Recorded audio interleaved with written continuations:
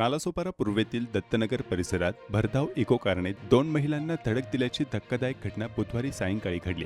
विजयालक्ष्मी हॉस्पिटलजवळ रस्त्याच्या कडेला पायी जाणाऱ्या प्रगती मोरे वयवर्षी 36 आणि श्रेया श्रीकांत मिसाळ वयवर्षी 34 यांना कारने मागून जोराची धडक दिली। उपचारादरम्यान श्रेया मिसाळ यांचा मृत्यू झाला, तर प्रगती मोरे यांच्यावर सध्या उपचार सुरू आहेत। तपासात कार 17 वर्षीय अल्पवयीन मुलगा चालवत असल्याचे समोर आले। त्याला वाहन चालवण्यास दिल्याप्रकरणी कार मालक राजेश बबन शहा, महेश नाईक यांच्यासह तिघांविरोधात तुळींज पोलिसांनी भारतीय न्याय संहिता आणि मोटर वाहन कायद्यानुसार गुन्हा दाखल केला। गुन्हा उशिराने दाखल झाल्याचा आरोप नातेवाईकांनी केला आहे। या प्रकरणी वरिष्ठ पोलिसांनी प्रतिक्रिया देण्यास नकार दिला। श्रेया यांच्या पश्चात पती आणि 2 लहान मुले आहेत। गाडीचा मालक कोण आहे ते पण दाखवत नाही, समोर कोण सीसीटीव्ही कॅमेरे काढले त्याचे फुटेज पण दाखवत नाही, काही दाखवत नाही। आम्हाला आमचं काय बोलणं ऐकूनच घेत नाहीत ती लोक। आतमध्ये ठेवले त्याला काही कोणता प्रश्न पण विचारत नाही की काय झालंय काय नाही। आम्ही म्हणजे गुन्हेगार आणि ते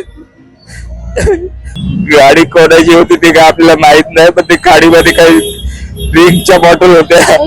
मी उमेश अनंत सुर्वे, मयत व्यक्तीचा भाऊ, मामाचा भाऊ।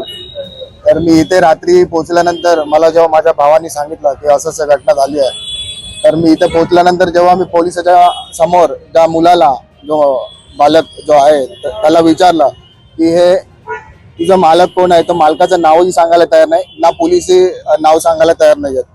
ते बोलतात, त्यांना विचारलं की तुमच्याकडे प्रूफ काय आहेत, त्यांनी ते एका मुलाला पकडून जो कोणी आहे त्याची जी साक्ष घेतली आहे ती ग्राह्य धरले। आणि त्यांना मी विचारलं की तुमच्याकडे सीसीटीव्ही फुटेज आहे का, तर ते बोलतात नाही, आम्ही जेव्हा चौकशी करू तेव्हा आम्हाला ते मिळेल तेव्हा तुम्हाला सांगू, असंही ते बोलतात।